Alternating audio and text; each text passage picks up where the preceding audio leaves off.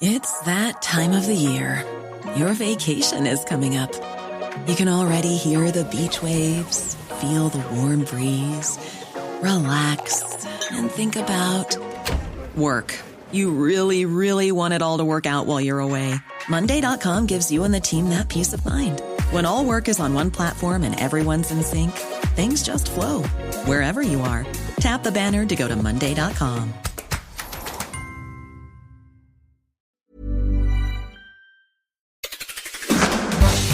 Things you don't really need to know, but probably should. I'm Ciara Revin, and this is the Sunday 7. On today's episode of the award-winning Sunday 7, we hear about breakthroughs in quantum computing, find out what the EU's new AI laws might mean, get an update on an Alzheimer's breakthrough, and take a robot dog for a walk. Remember, if you're enjoying the episode, please do like and follow us for the latest news 7 days a week at 7 a.m. with the Smart 7. But before we start, it was on this day in 1922 that every telephone in North America went silent for 1 minute at sunset as a tribute to the inventor of the telephone, Alexander Graham Bell. He was laid to rest in a granite tomb in Nova Scotia, Canada, in a coffin of his own design.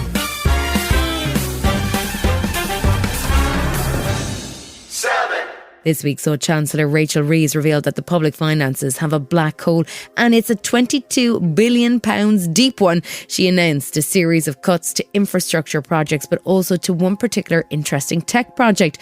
£1.3 billion in funding for tech and AI development had been earmarked by the previous government, and £800 million of that was to go towards an exascale supercomputer to be based at Edinburgh University. There are only a small number of these incredibly powerful machines in the world, and they are approximately 50 times faster than any machine currently in the UK. The new government says it's still committed to investing in tech, but this project is now on hold. Exascale computers deliver tremendous speed, but it's another form of new computing that's been getting the headlines, and that is quantum computing. It's a radical reimagining of the way computers work, offering processing in parallel using qubits instead of the traditional binary system. However, the computers are both delicate and expensive to build. Vice President of Engineering at Google and founder of the Quantum Artificial Intelligence Lab, Harmut Neven, says that technology is fast moving. At this point, we don't need any more fundamental breakthroughs. We need little improvements here and there. We have all the pieces together.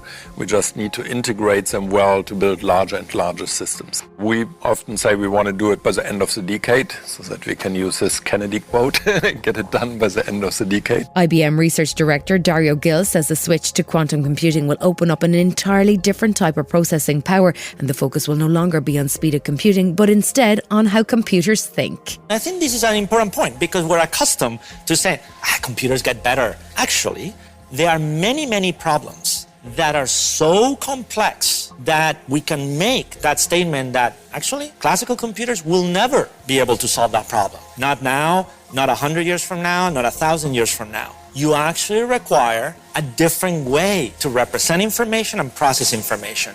That's what quantum gives you. The different kind of processing power opens up new avenues for problem solving, including on things like medical research. Dr. Serpil is the Chief Research Officer at the Cleveland Clinic, who partnered with IBM to trial quantum computing in the medical arena. And she says that when studying how proteins behave, traditional computing is not effective. I need to understand the shape it's in when it's doing an interaction or a function that I don't want it to do for that patient. Cancer, autoimmunity. It's a problem. We are limited completely by the computational ability to look at the structure in real time for any even one molecule. Quantum computing will have a huge impact, and combining with AI could lead to a dramatic leap forward in what the technology can do.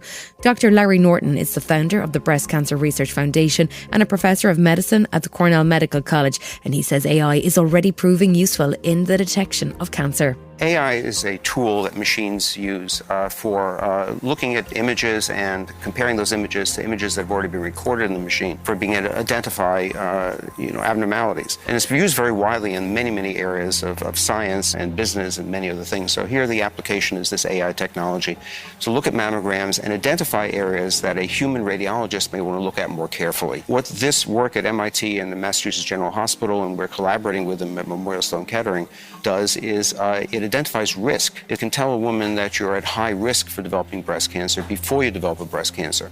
See, one of the things that humans can do that machines can't do is order special tests.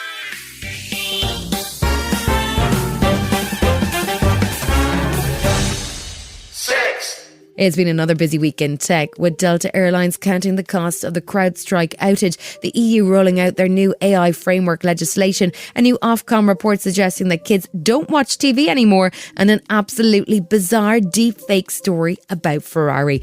So we need someone with plenty of gas in the petrol sense, and that can only mean one man, the Smart 7's tech guru, and one Red Bull machine, Will Guyatt. So, Delta might be on the phone to their legal department about CrowdStrike. It was just over 2 weeks ago that the largest IT outage of all time took place, and a week after representatives at CrowdStrike thought it was a decent idea to send hardworking IT people a $10 Uber Eats voucher as a thank you for all their hard work.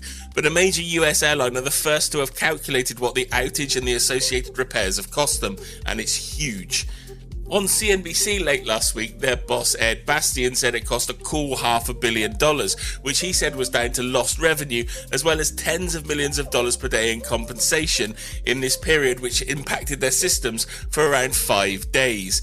He said that the company would be approaching CrowdStrike for compensation, but so far, CrowdStrike had said they wouldn't be charging them for the consultation in bringing their broken systems back online. If it costs Delta $500 million, can we expect more bills to start rolling in? Absolutely, there is no doubt in my mind, because whilst Delta might be the largest airline in the world in terms of impact when it comes to CrowdStrike, don't forget there were around 29,000 other subscribers globally and around 8.5 million Windows PCs that were impacted. Everybody from parcel couriers and banks, and as we all know, if there's a blame, there's a claim. This week saw the EU's new AI legislation become official. What does it set out to do? It's here, and as the first legislation in the world that regulates AI based on risk, it got here pretty quickly. From the 1st of August onwards, the EU has given companies a framework of dates and timelines over the months and years ahead to become compliant with these new rules. The Act is widely considered to be the first legislation in the world that attempts to regulate AI based on the risks that it poses. With the speed that AI is moving, do you think this will have any impact? We've got no risk, minimal risk, high risk, and prohibited AI systems, which means certain practices will be banned completely from next year. Most focus will be on those that manipulate our decision-making and facial recognition databases that scrape content from the entire internet. You're also going to find the EU taking particular interest in high-risk areas. They say that's biometrics or artificial intelligence used in critical infrastructure or employment decisions. Those bots that are now being employed to decide whether you are good enough for a job before anybody even gets to look at your CV. Don't panic though, because the EU says around 85% of all current AI projects across Europe are of minimal risk. Now, whilst there are lots of questions about this legislation, at least the EU are attempting something. Tech companies love to keep governments at arm's length, and despite all the hype, we're actually still at quite an early stage in the real development of AI. Governments will not want tech companies to develop quite the stranglehold they've got on social media platforms. We've heard so many stories about the death of old media, newspapers, TV, radio, but most of them have proven pretty resilient. What does the new Ofcom report say about the future of TV? Well, the times are most definitely changing, and according to this annual report, it's the first time that less than half of 16 to 24-year-olds are now watching any traditional TV. That's live stuff or catch-up programming on the home TV in any week. This annual Media Nations report says we're now at just 48% of young adults. That's down from 76% 5 years before. And if there's anybody still watching traditional TV of that age, their viewing time is tumbling too, watching an average of 33 minutes a day now, down 16% on last year. Now, as of course you'd expect, the amount of time they're spending on video sharing apps and social platforms is growing rapidly. It's now an average of 1 hour 33 minutes each day. That's 3 times longer watching TikTok and YouTube than traditional TV. TV is even losing its impact on younger kids too, and as well as adults and even pensioners, with viewing hours for adults and pensioners dropping around 5% in the last year. Even trying to stay positive, it's fair to say the landscape for TV is changing rapidly, and gone are the days that millions of us are watching something when we're told to watch it. We'll now see it on our terms. And finally, what's the story about Ferrari from Fortune magazine? We've covered some really interesting cyber scams and tech stories in our time, but mamma mia, this one is the craziest. Using AI and deepfake voice, an executive at Ferrari, the car company, was being socially engineered, or as I'd call it, being worked on earlier this month by a scammer pretending to be his boss, the Ferrari CEO Benedetto Vigna. After several days of text messages, this exec called his boss and was assured to hear it sounded like he was at the end of the phone. The tone, the language, and the accent were perfect, but the more they chatted, the more this unnamed exec realised that some of the words his boss was using just weren't right. And quite sensibly, this exec asked the boss about the book he'd recommended several days previously, and the call abruptly ended and the conversation stopped. Incredibly, this was the end of an attempt to get this member of staff to trust the so-called fake CEO. But Ferrari has chosen to release this story as the game has changed in the world of scamming. AI and deep fake tech will be used to trick people at the highest levels. Earlier this year, deepfakes tricked staff at an unidentified company in Hong Kong to send $28 million to a scammer pretending to be the boss. It really does look like it's time to trust nobody. Is that really you, Will? When the seagull follows the trawler, you'll find me in the guts bin. Still to come this Sunday 7, positive news for Alzheimer treatments, and we meet some vegetarian sea urchins.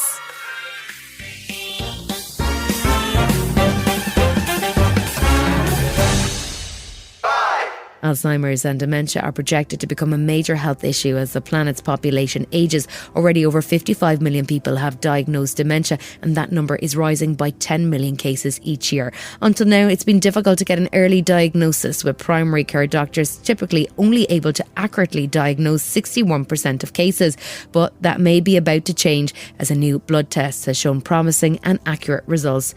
Dr. Akshay Syal is NBC News' medical fellow, and he says the new test has been hugely useful in detecting the proteins that can cause Alzheimer's. What these blood tests are looking for is essentially those proteins in the brain that are associated with Alzheimer's. Can we find them in the blood? Can we see them a little bit earlier than the brain? Because it is something that, to see in the brain, it is an expensive test. So we're looking sort of for a way to screen earlier. And this test now showing 90% accuracy, actually performing better than primary care physicians, better than neurologists in terms of actually detecting the disease. So really a lot of hope on the horizon there. Early detection could be a game changer, but there's also been some promising new research in the UK which has identified lifestyle factors that could contribute to the development of dementia. Professor Hogervorst from Loughborough University says that in particular visual sensitivity could be an early sign of dementia. A lot of the vision problems we see in Alzheimer's disease, like cataract and diabetic retinopathy, share risk factors with Alzheimer's disease, age being one of them, high blood sugar, a lack of oxygen perhaps to the eye and the brain. So this is why this is very important, because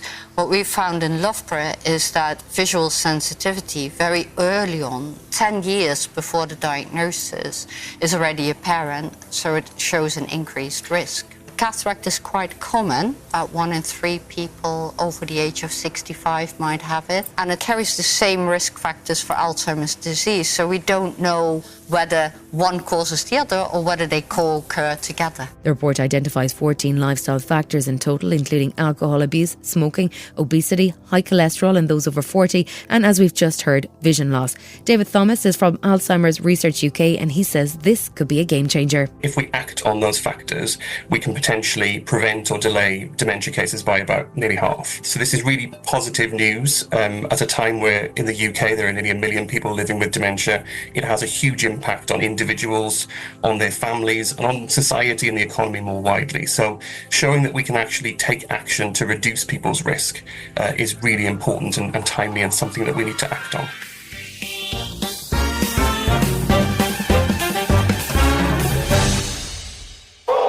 Japan's Sagami Bay is experiencing a population boom, although it's not a human population, it's sea urchins. They're the black spiky sea creatures that you really don't want to encounter when you're paddling along with bare feet. But the boom in numbers is causing environmental issues as they've been feasting on seagrasses, which is leading to the desertification of the bay. With seaweed now in short supply, fishermen have been collecting the urchins and shipping them off to be used as fertiliser, but even that activity hasn't really put a dent in the numbers. Shozo Takamura is a researcher in the Kanagawa Fisheries technology company, and he says that the situation is reaching critical point. There are lots of sea urchins in the places where seagrasses have disappeared. Divers and fishermen dive down to collect and get rid of them, but their numbers have barely fallen. So clearly there are a huge number of them. Researchers are now working on different solutions, which involves raising a new generation of urchins that are fed vegetables, which would make them more palatable for restaurants and vegans. The hope is that would increase the value of farming them and help control the population, as Yutaka Harada of the Fisheries Centre explains. The urchins that we're raising here at the research centre are Pacific purple sea urchins, which really love vegetables like cabbage and komatsuna, leafy vegetables basically. Still to come on the Sunday 7, how taking your dog for a walk could help nature and the power of a face-to-face chat. Right after this. It's that time of the year. Your vacation is coming up. You can already hear the beach waves, feel the warm breeze, relax, and think about work. You really, really want it all to work out while you're away. Monday.com gives you and the team that peace of mind. When all work is on one platform and everyone's in sync, things just flow. Wherever you are, tap the banner to go to Monday.com.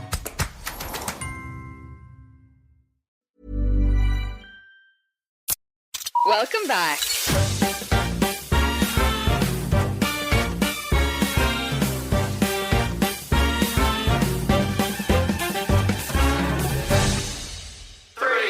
Normally when you're out walking your dog, the only bag you're thinking about is a poo bag and whether or not you have one. But now an innovative project in East Sussex is recruiting dogs with bags to help rewild areas of the woods that have become run down and short of wildflowers and grasses. The idea originated in Chile and is meant to replicate the natural function of animals like wolves, who would spread seeds and pollen attached to their fur as they roamed across the landscape. Dylan Walker is the project manager for the Railway Lined Wildlife Trust in Lewes, and he described how the doggy backpacks will work. So the idea is that we replicate the impacts that wolves used to have on this landscape here in this small urban nature reserve. We don't have wolves in the UK anymore, sadly. They went extinct around about 1740, so not that long ago. But in this particular nature reserve, we have kind of lots of wolf proxies, really. We have lots of dogs. You strap the backpack onto your dog. It's filled with a mixture of seed and sand to make sure that the delivery is phased across to as wide an area as possible. Helen Meade is CEO of the Trust, and she says it's a fun activity with a real purpose. It's been a wonderful way to engage the local dog walking community really positively in this trial area, because they're part of the solution rather than being seen as a bit of a problem. And then the dogs can really run around off the leash in this area, and they get into little nooks and crannies, spreading the seed and sort of randomising the spread of the seed in a way that wouldn't happen when humans are doing it.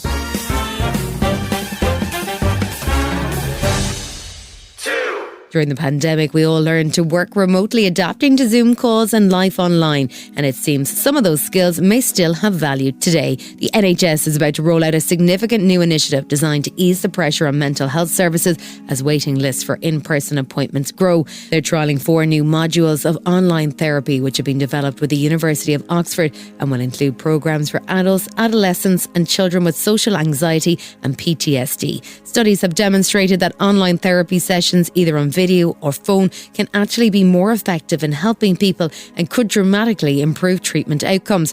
Professor Sophie Scott specialises in cognitive neuroscience at University College London, and she told Radio 4 that there's huge power in having a conversation, whether in person or even on the phone. Half the reason why we're picking up our mobile phones every couple of minutes isn't just to communicate with other people, it's to see other things that might be interesting to us, because companies make money that way. Really interestingly, if you look at young people who are much more fluent users of this kind of digital text communication than an old person like me, they still, if you compare them having a conversation with a friend, having a conversation on a phone with that friend or texting that friend, they still feel better and more connected when they've had the face-to-face conversation with the friends. So they're still at the heart of it. What you really want is that sort of in-person communication, and phones will give you that almost as good as face-to-face, but not quite.